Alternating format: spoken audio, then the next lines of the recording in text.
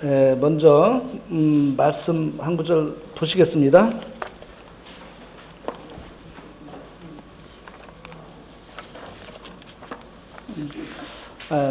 마태복음 16장 15절 보시겠습니다. 마태복음 16장 15절.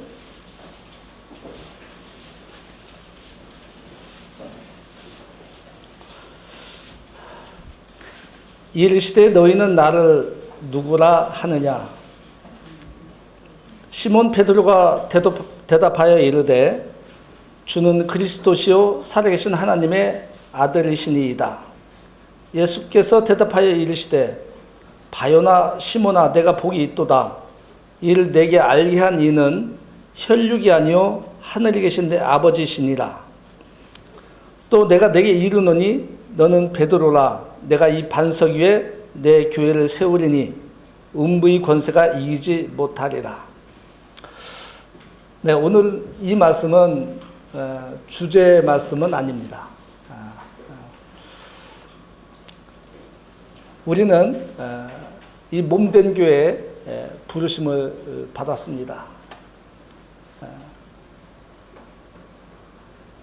너희는 나를 누구라고 하느냐고 이렇게 질문을 함에 있어서 우리 모두가 이와 같은 고백을 한 사람들일 것입니다. 그래서 주는 그리스도요 하나님의 아들이라고 하는 이 사실을 우리는 모두가 믿은 사람들일 것입니다. 그래서 이 교회의 한 지체로, 이 몸된 교회의 한 지체로 부르심을 받은 분들입니다. 그래서 거룩한 성도요 또 주님 안에서 형제와 자매로 칭함을 받을 수 있는 자들입니다. 그렇지 않나요? 네.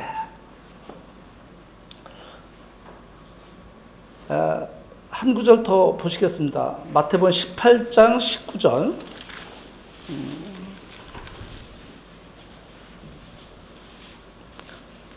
마태복음 18장 19절. 진실로 다시 너희에게 이르노니 너희 중에 두 사람이 땅에서 합심하여 무엇이든지 구하면 하늘에 계신 내 아버지께서 그들을 위하여 이루게 하시리라. 두세 사람이 내 이름으로 모인 곳에는 나도 그들 중에 있느니라. 자, 두세 사람이 모인 곳에 나도 그들 중에 함께 있겠다고 말씀하셨어요. 자, 그럼 이 가운데 우리 주님이 함께 하신 거 여러분 느끼시고 계십니까? 인정하고 계십니까?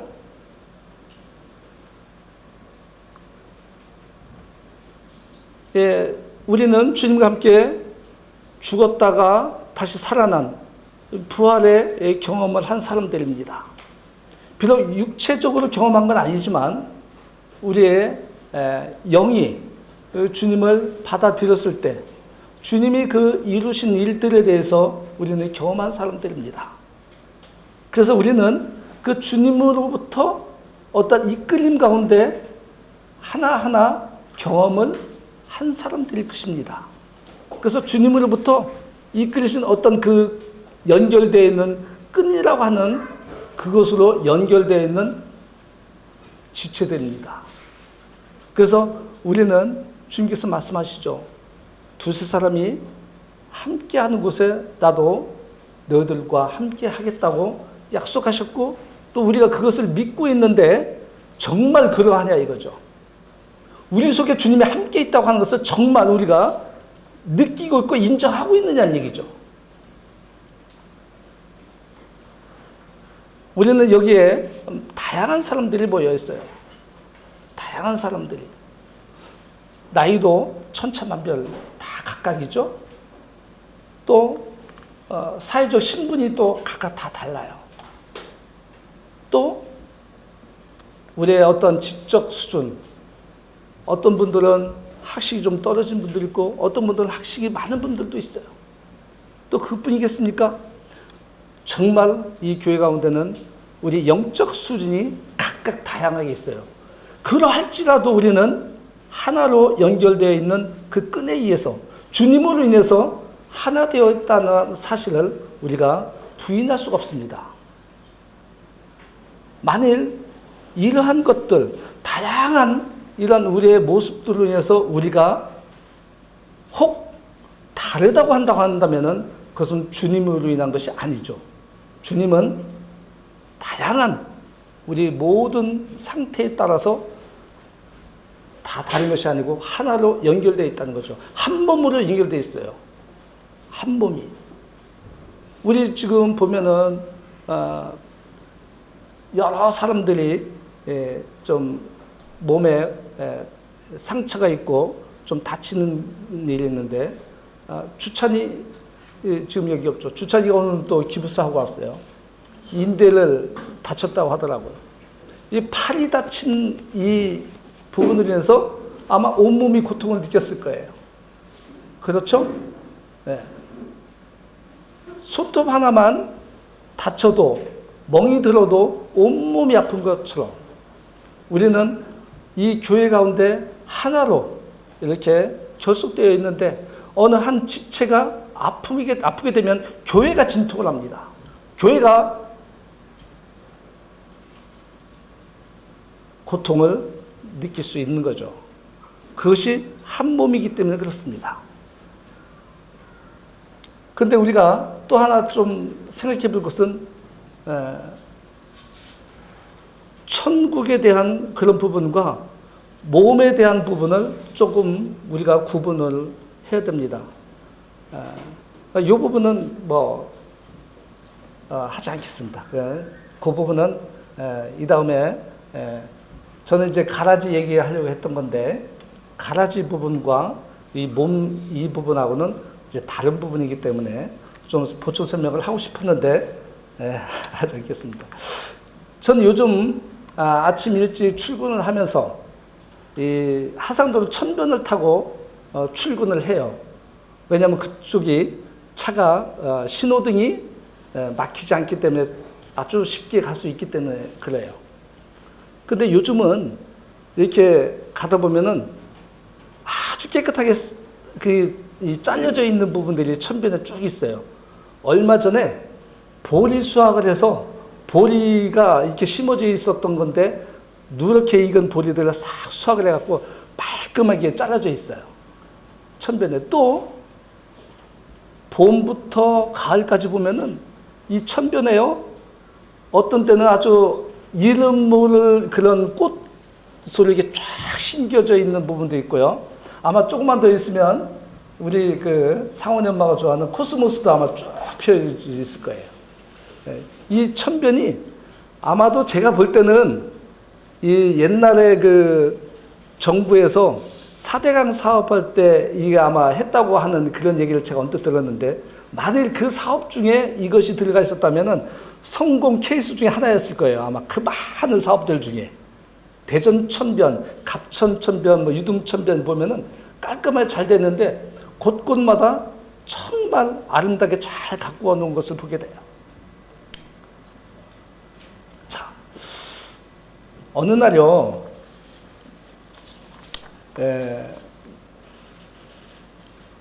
누군가 저에게 이런 이야기를 해줬어요. 어떤 이야기냐면은 어떤 두 청년이 이렇게 있었는데 옛날에 있었던 이야기라는 거예요. 어떤 정말 고명한 아주 어떤 사람을 스승으로 모시고 싶어서 그분의 제자가 되고 싶어서 그분의 밑에 가서 이제 청원을 했다고 하는 것 같아요. 나를 제자로 삼아 주십시오. 이렇게 두 사람의 청년이. 그러니까 이 스승이 뭐라고 했냐면은 그래.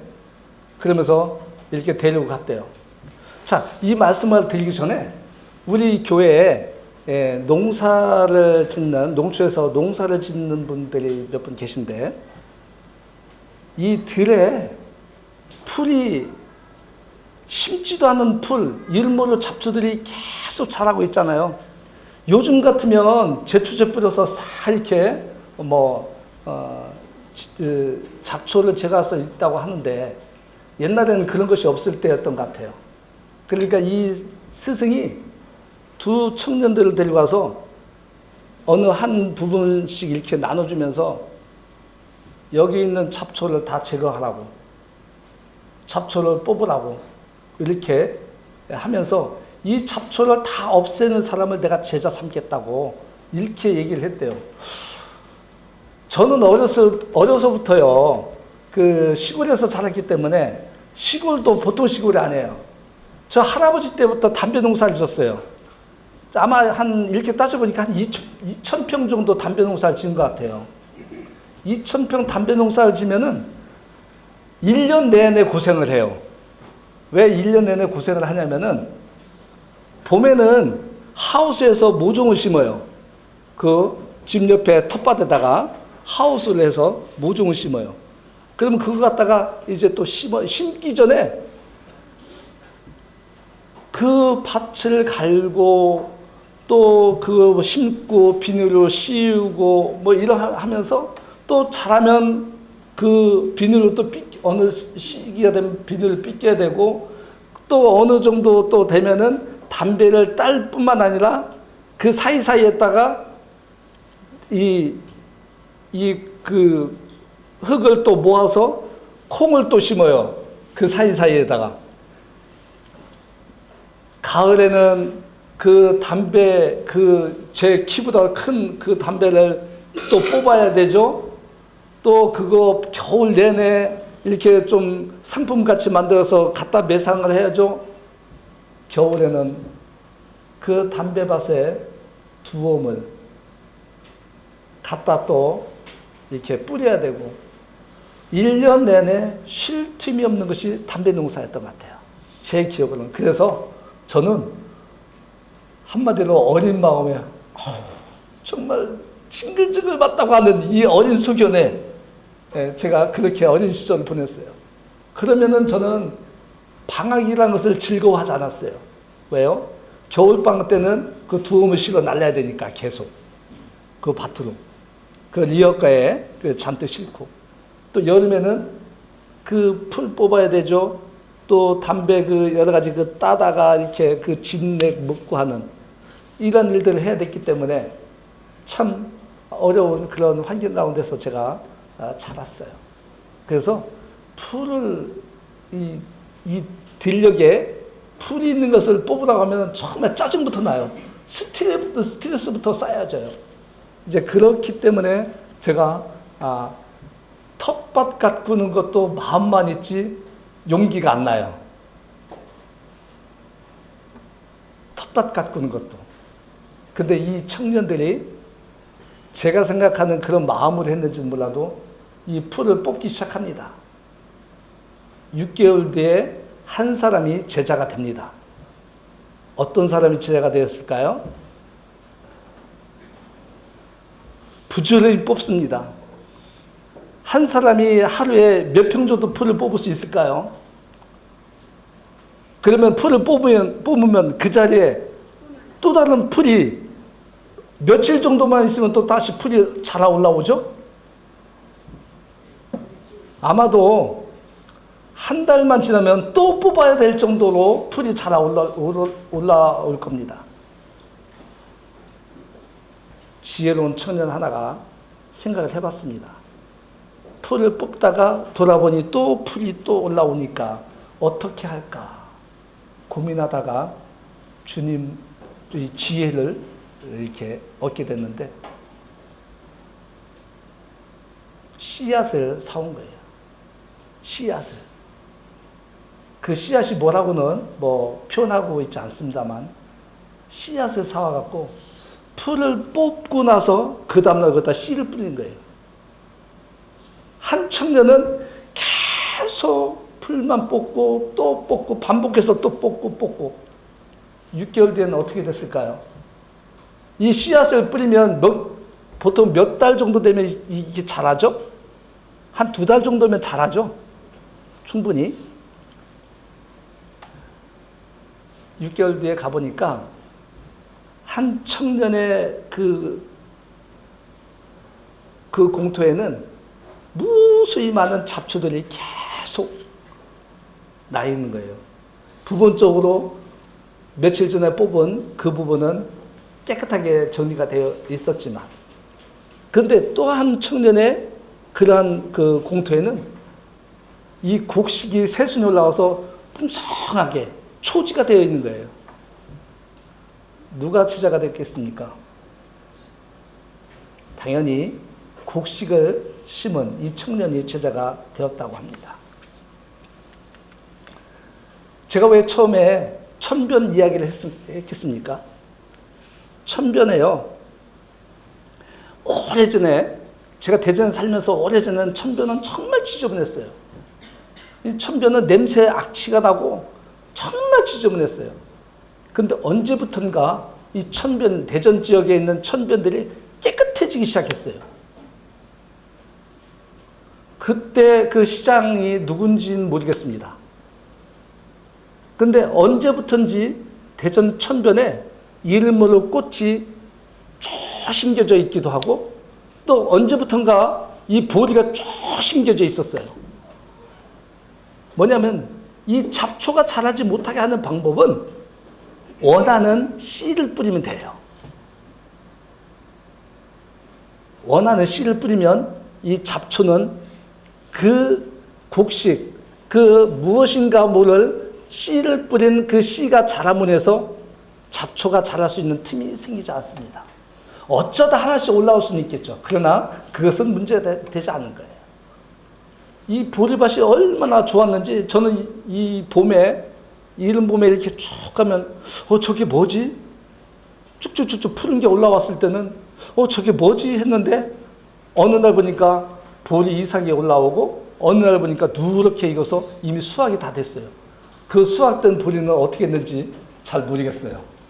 아마도 좋은 일에 사용이 되어졌을 것이라고 하는 생각이 듭니다. 자,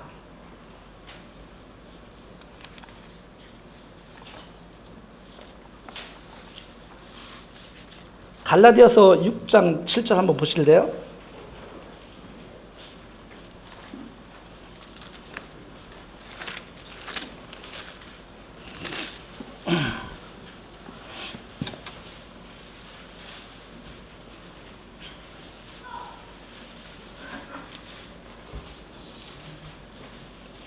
(6장 7절) 스스로 속이지 말라. 하나님은 업신여김을 받지 아니하시나니 사람이 무엇으로 심든지 그대로 거두리라. 자기 육체를 위하여 심는 자는 육체로부터 썩어질 것을 거두고 성령을 위하여 심는 자는 성령으로부터 영생을 거두리라. 우리가 선을 행하되 낙심하지 말지니 포기하지 아니하면 때가 이름에 거두리라. 아마 심는 대로 거두리라고 하는 이 말씀을 누군가는 착안을 하지 않았을까 하는 제 생각을 말씀을 드립니다. 잡초가 계속 나는 것을 막을 수 있는 방법은 잡초를 뽑고 그 자리에 원하는 씨앗을 뿌리면 되겠다. 이런 생각을 했었던 것 같아요. 혹시 우리 시골에 그런 잡초가 우거진 그런 노는 땅이 있다고 한다면 그것을 개간하기가 쉽지 않을 거예요. 무엇이든지 거기다 심기만 하면 잡초는 자라지 않을 텐데 그 땅을 개간하고 그 땅에 무엇인가 심을 수 있는 환경이나 인력이나 모든 것이 여건이 되지 않기 때문에 그걸 그냥 방치하기 때문에 잡초가 무성하게 자랄 수밖에 없다 이거죠.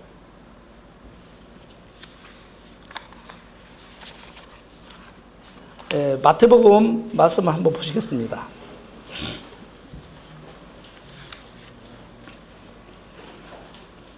마태복음 18장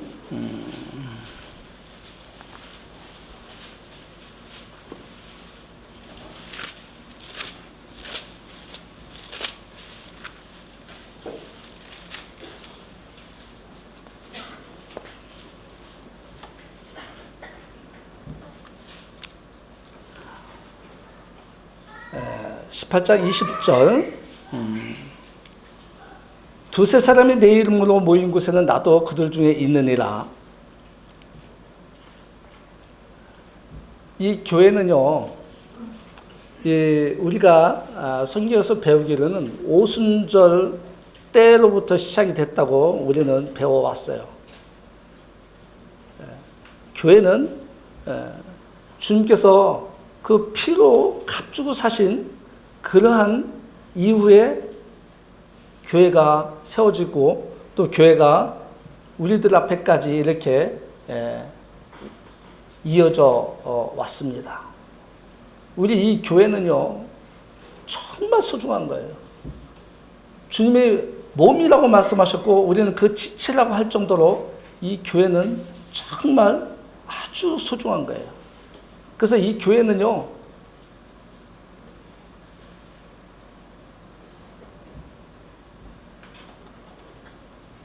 주님께서 자기 몸을 희생으로 내어주시기까지 사랑하셨다고 이렇게 말씀을 하셨어요.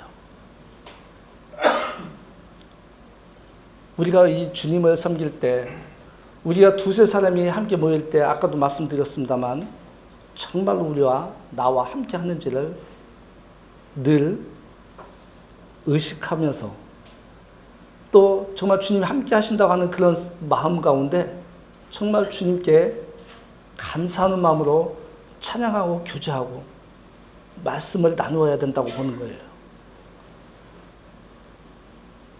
주님은 두세 사람이 모인 곳에 언제나 함께 하신다고 약속하신 거예요. 지난 금요일 때도 기도 집회 때도 주님 함께 하셨어요. 믿으시고 인정하십니까? 지난 수요일 때도 그렇게 하셨어요. 지난 주일 때도 그렇게 하셨고 또 자매님들 모이는 화요 집회 때도 주님이 그렇게 하셨으리라고 하는 확신 가운데 있어요. 우리가 모일 때마다 주님을 의식하지 않고 주님을 인정하지 않는다면 이 모임은요, 의미가 없는 거예요. 그만큼 모임은 주님이 함께 하시는 정말 소중한 거예요. 이 모임 가운데 또 우리는 생각이 다르고 분별이 달라서 서로 논쟁할 수도 있고 서로 언쟁할 수도 있어요. 그러나 그 가운데서도 주님은 우리에게 말씀을 하시는 거예요. 말씀이 어떠한가를, 말씀으로 우리에게 하시는 것이 무엇인가를 언젠가 논쟁과 그런 가운데서도 우리에게 밝히 알려주시고자 하는 것들이 있다는 거죠. 그래서 먼저 주님을 의식한다고 한다면 그런 부분들을 우리가 생각한다면 우리 마음에 평강을 잃을 수가 없어요. 우리 마음 가운데 평강을 빼앗길 수가 없다는 거죠. 주님이 나와 지금 함께 하시고 있다고 한다면, 주님이 우리와 함께 하시고 있다고 한다면은 우리가 평강을 빼앗길 수 없다고 하는 사실이에요. 내가 평강을 잃었다, 평강을 빼앗겼다 이런 것은 주님을 의식하지 않고 주님을 인정하지 않기 때문에 그렇다는 사실이죠. 골로새서 한번 보시겠습니다.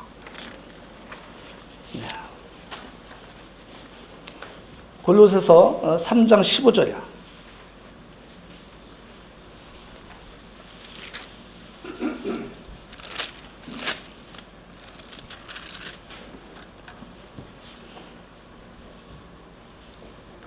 골로새서 3장 15절. 그리스도의 평강이 너희 마음을 주장하게 하라. 너희는 평강을 위하여 한 몸으로 부르심을 받았나니 너희는 또한 감사하는 자가 되라.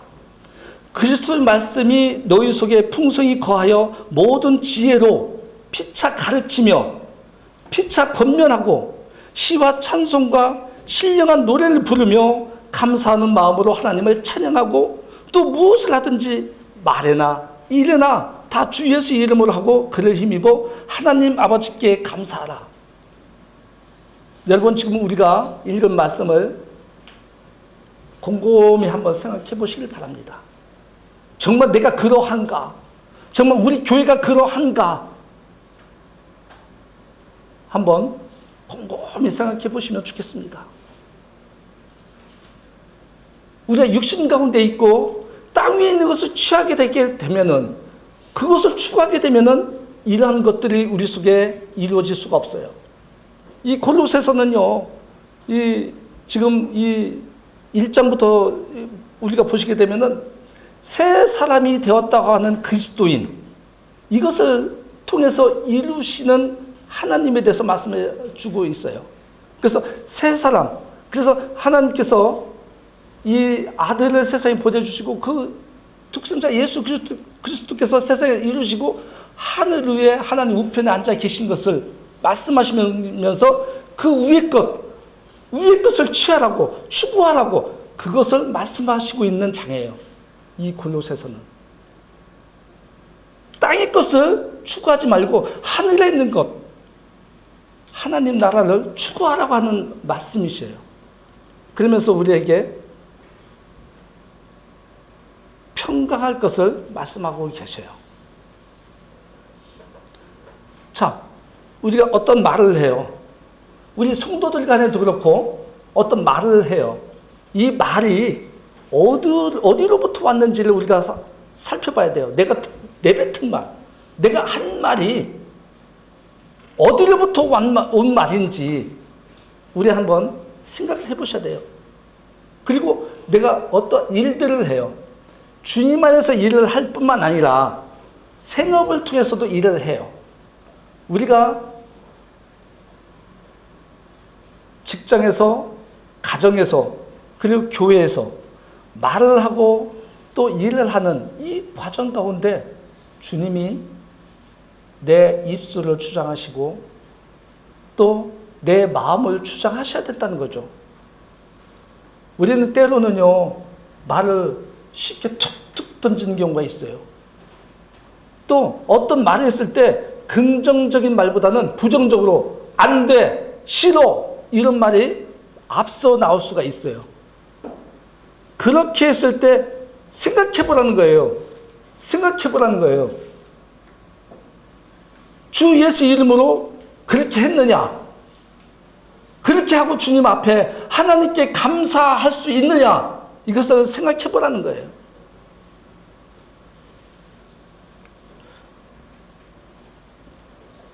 주님께서 죽으시고 부활하시고 우리가 거기에 참여한 자가 됐어요.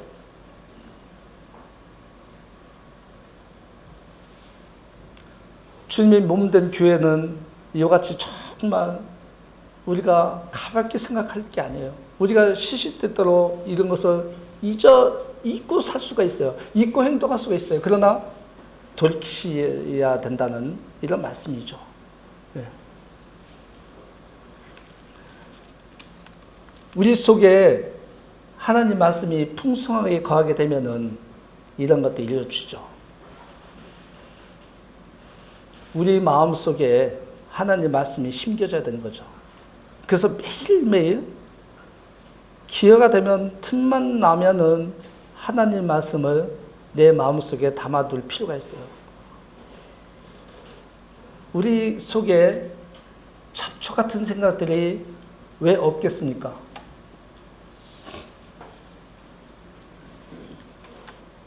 내 마음속에, 내 속에서 왜 육신적인 생각들이, 육신적인 행동이 왜 안 나오겠습니까? 나오죠. 그런 것도 있죠. 부인할 수 없는 사실입니다. 그 잡초 같은 육신적인 모습들이 나타났을 때 그 자리에 하나님 말씀을 심겨져야 된다는 거죠. 그 속에, 그 가운데. 그러면 이것은 하나님 말씀을 어떻게 심습니까? 하루에 하나님 말씀을 한 구절도 안 보고 하나님을 한 번도 생각하지 않고 기도하지 않고 하나님과 교제하지 않는 가운데 어떻게 하나님 말씀이 내 속에 심겨질 수 있겠습니까? 우리요, 제 평생에 제가 이현영 형제님을 제가 칭찬하고 칭송하는 거 아니에요. 근데 존경하는 마음이 있어요. 왜요? 요즘 하루도 걸음없이 아침에 만나 올려주시거든요. 제 평생에 이렇게 아침에 만나를 이렇게 올려주시면 한 번도 본 적 없어요. 만일 하루에 자기가 정했던 그런 분량의 말씀을 여러 가지 사정으로 읽지 못했던 분들, 우리 카톡에 올라온 그 아침의 만남만큼에도 보라는 거예요. 생각하라는 거예요. 그리고 묵상하라는 거죠. 이것 외에도 풍성하게 하나님 말씀을 보면서 1년에 성경 통독 1번, 한 번, 두 번, 세 번 막 이렇게 하시는 분들은 이건 하나의 덤으로 받는 서비스죠. 그러나 어쩌다 생활 환경 가운데 아니면 내 삶 가운데 하나님 말씀을 습관적으로 아니면 훈련되지 않아서 보지 못하는 분들, 적어도 이 정도부터는 시작해서 훈련 받으시면 얼마나 좋을까 이런 생각을 해봤어요. 저요 이거 여러 군데로 퍼날라요. 그런데 역시 마찬가지예요. 안 읽는 사람들이 많아요. 퍼날라도요. 그거는 어쩔 수가 없어요. 내 마음속에, 내 속에서 올라오는 이 육신적인 잡초 같은 이런 모습들을 뽑아내시고 그 자리에 하나님의 말씀을 심는, 오늘 아침에 만나를 아니면 내가 정해져 있는 성경 통독하는 성경에 있는 그런 말씀들로 심든지 심어지게 되면 어느 시점에서 풍성하게 하나님 말씀이 나를 채워져 가는 것을 보시게 될 겁니다. 그러면 내 삶이 주님 안에서 하나님 말씀으로 풍성하게, 그래서 정말 몸된 교회, 또 가정에서, 직장에서 주님의 그런 아름다운 모습을, 향기를 나타낼 수 있고 결실도 하게 되고 우리에게 이러한 결과들이 올 것임에 대해서 부인할 수가 없습니다.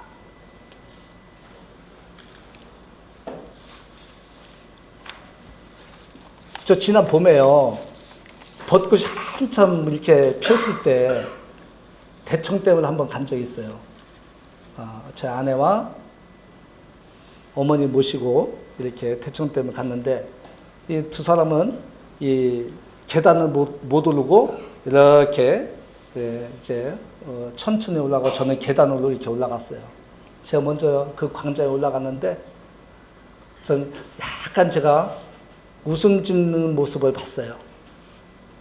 무슨 일이 있었냐면은 어떤 엄마가 이 가족이 네 가족이었었어요. 엄마, 아빠, 그리고 딸아이 둘이 있었는데 딸아이 큰아이가 보통 한 6살 정도 됐던 것 같아요. 제 이 기억으로는. 근데 이 엄마가 이 아이를 혼내는 거예요. 막 이 아이를 혼내요. 왜 동생한테 양보하지 않고 너만 킥보드를 타는 거야? 좀 양보 좀 해서 동생도 좀 태워줬으면 좋잖아. 이렇게 하면서 이 큰아이를 막 혼내는 거예요. 그러면서 하는 말이 있어요. 그렇게 혼날 때까지는 제가 그냥 쳐다만 봤어요. 그 다음 말에 제가 미소가 져졌어요. 뭐라고 했을 때 제가 미소가 지어졌을까요? 우리 엄마들 생각이, 너 이따 봐. 집에 가서 혼날 줄 알아. 제가 이 말 듣고 제가 웃었어요. 자, 우리 소풍 나가서 아이들 혼낼 수밖에 없는 그런 일들이 있을 수 있죠. 그랬을 때 혹시 이런 적 있어요? 우리 엄마들?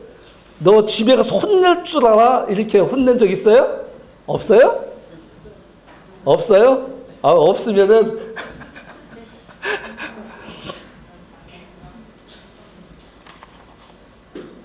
우리 영원이 그렇게 혼난 적 있었나? 사모님? 네.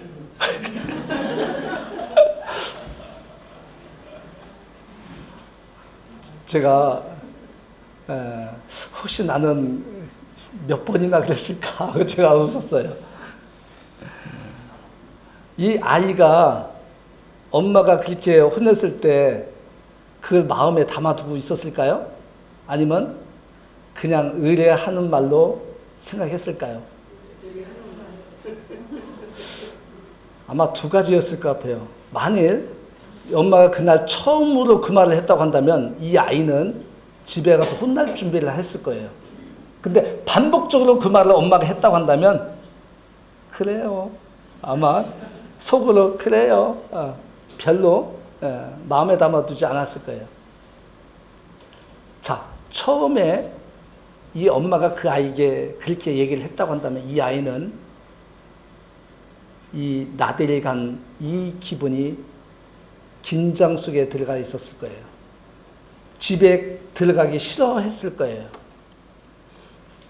어떻게든지 이런저런 구실 삼아서 집에 늦게 들어갔으면 좋겠다고 하는 이러한 아마 잔머리를 굴렸을지도 몰라요. 이 어린 아이에게. 왜요? 집에 들어가면 어떻게 돼요? 혼날 테니까. 근데 이 엄마 속에는요, 그 아이를 그렇게 가르칠 필요가 있었다는 거죠. 그 아이를 그렇게 가르칠 필요가 이 엄마에게는 있었던 거예요. 왜요? 이 가정은요, 첫째, 모든 부모들이 생각할 때 이 가정은요, 화목해야 돼요. 즐거워야 되고 행복해야 돼요.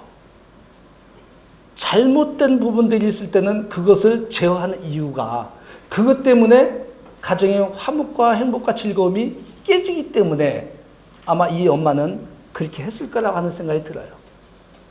우리 부모님도 그렇게 생각되지 않습니까? 이런 것들이 혹 지나쳐서 아이에게 상처가 될 수도 있고 이 일로 인해서 더 화목이 깨질 수도 없잖아요. 있을 수 있었겠지만 그러나 모든 부모의 마음속에는 행복한 우리 집, 즐거운 우리 집, 사랑스러운 우리 집 이런 것을 꿈꿀 거예요. 교회가요, 때로는 책망도 하고 때로는 훈계도 하고 권면도 합니다. 교회가 왜 그런 일을 해야 됩니까? 주님은요, 이 교회에 티가 없게 하시고자 하는 마음이 주님 안에 있어요. 잡티가 없게 하시고자 하는 마음이 주님 속에는 있다는 거죠. 이 교회가 흠이 없기를 바라는 것이 주님의 뜻이에요.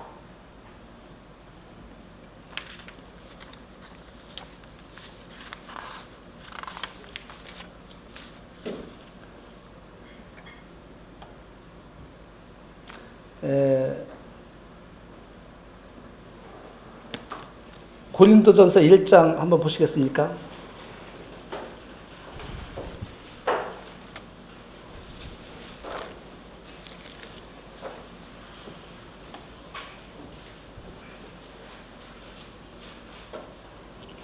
(1장 7절이요) 너희가 모든 은사에 부족함이 없이 우리 주 예수 그리스도의 나타나심을 기다림이라. 주께서 너희를 우리 주 예수 그리스도의 날에 책망할 것이 없는 자로 끝까지 견고하게 하시리라. 너희를 불러 그의 아들 예수 그리스도 우리 주와 더불어 교제하게 하시는 하나님은 미쁘시도다. 자, 고린도 교회가 어떤 상태였습니까? 고린도 교회는 너무너무 말씀에서 벗어나 책망받아야 되고 권면받아야 되고 정말 바로 잡혀야 할 그런 모습의 상태였습니다. 그래서 사도 바울은 이렇게 이 고린도 교회에 대해서 정말 조심스럽게 이렇게 권면하고 책망도 하고 이렇게 가르치는 거예요. 이 비난과 책망을 받아야만 한 이 교회에 이 영적 상태는 이유로 말할 수 없는 상태였죠. 이 우리가 주님 앞에 교회에 더해졌다고 하는 것은 정말 놀라운 사실이에요. 우리가 단순히 신앙을 고백했다고 해서 이 교회에 지체로 더해지는 거 아니에요. 신앙을 고백했다고 해서 단순히 더해지는 거 아니에요.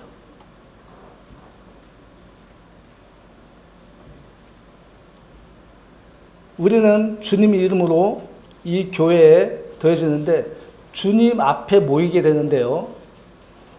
때로는 우리는 주님 이름으로 모인다고 하잖아요. 주님 이름으로 모인다고 하는 이 부분보다도요. 주님 이름 그분 앞에 우리가 습관적으로 이 말씀을 좀 가져야 된다고 봐요. 그냥 주님 이름으로 모인다고 하는 것보다는요, 주님 이름 그 앞에 주님이 나와 지금 함께 하신다고 하는 것을 의식적으로 더 느낄 수 있도록 그분 앞에 이렇게 모인다고 하는 이런 생각을 좀 가졌으면 좋겠어요. 그러면 우리가 말이나 일에나 더 주님을 의식할 수 있기 때문입니다.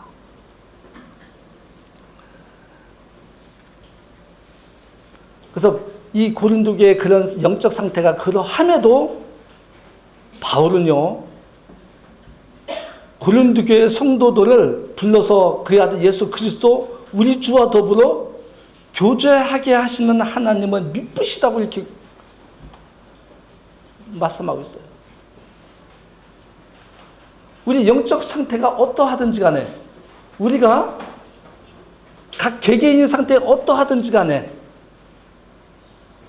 주님 이름으로 교제케 하시는 이런 주님을 생각해야 된다는 거죠. 우리가 때로는 영적 상태가 안 좋을 수가 있어요. 영적 상태가 안 좋으면 주님 말씀을 멀리할 수밖에 없어요.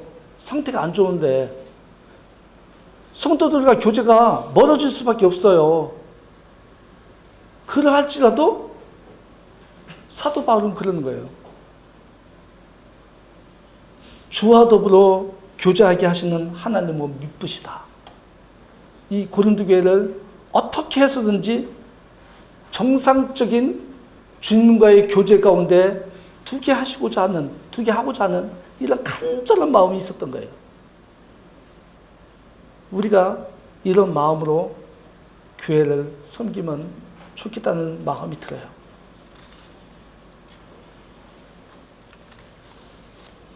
교회는 주님을 생각해 볼 때 결코 흠이 있어서는 안 돼요. 결코 흠이 있어서는 안 돼요. 티가 있어서는 안 돼요.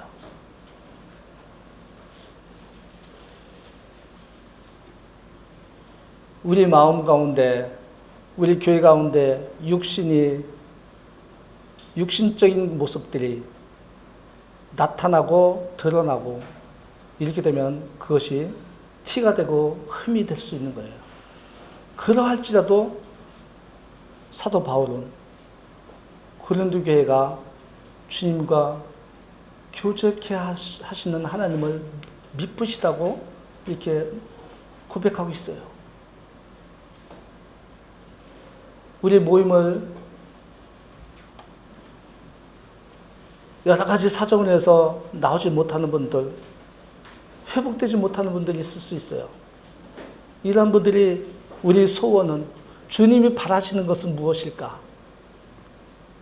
그분들이 어떠한 환경에 처해든지 간에 주님과 교제케 하시는 것을 미쁘게 생각할 수 있는 이런 사도 바울과 같은 마음이 우리 속에 있어야 될 줄 믿습니다. 이 목동들은요, 큰 언덕 높은 곳에서 양을 이렇게 돌본다고 합니다. 밤에는 그렇지 않지만 낮에는 큰 높은 언덕에서 양들을 쭉 내려다본대요. 왜? 높은 곳에서 보면은 양들이 혹 불편한 양이 쳐져 있는 양은 없는지, 아니면 그 양무리를 노리고 있는 어떠한 늑대나 이런 맹수들은 없는지, 이런 걸 살피기 위해서 목동들은 높은 곳에서 이렇게 살펴본다는 거예요. 근데 목동 혼자서 양들을 살핍니까? 아니죠. 목동들 주변에는 목동은 항상 그 양들을 돌볼 수 있는 도와주는 이 개들이 있더라고요. 이 개들이, 훈련된 이 개들이 이 양떼를 한 곳에 모을 수 있고 또 원하는 목적지로 갈 때 이렇게 몰아가는 이런 부분들이 있어요. 우리 이 목동이 주님께서 이 교회를 어떻게 이끌어 가시고자 하는지 우리가 살펴볼 수 있기를 바랍니다. 우리가 내 속에 평강을 잃지 않는, 그래서 이 교회가 평강을 잃지 않는, 그래서 평강으로 기뻐하고 즐거워하고 이 교회가 정말 그렇게 나아가기를 소원합니다. 그래서 오늘 이 말씀은 평강한 교회가 되자, 이렇게 생각을 해봤습니다. 그리고 주님께서 오늘 저에게 이렇게 주신 말씀을 준비하면서 전 많은 시간들을 기도하면서 묵상을 했습니다. 주님께서 오늘 주신 말씀이 이 교회에 정말 하나님께서 주신 말씀으로 평강한 교회를 계속 유지하고 그렇게 나아갈 수 있는 그런 마음이 제 속에 있었습니다. 네, 감사합니다.